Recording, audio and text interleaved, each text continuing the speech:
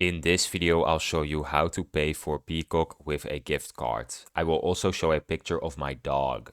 Step 1. Purchase or get a Peacock gift card. Gift cards can be bought online or received digitally via email with a redemption code. Now, if you got one as a present or as a gift, then you can use that one, of course. Step 2. Access gift card redemption.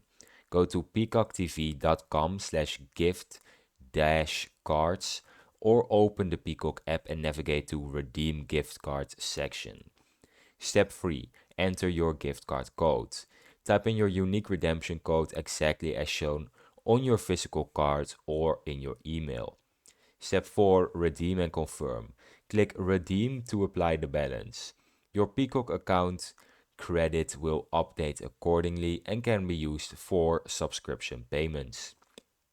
And that is how you activate your subscription with a gift card. Now here's a nice picture of my dog. He is very cute.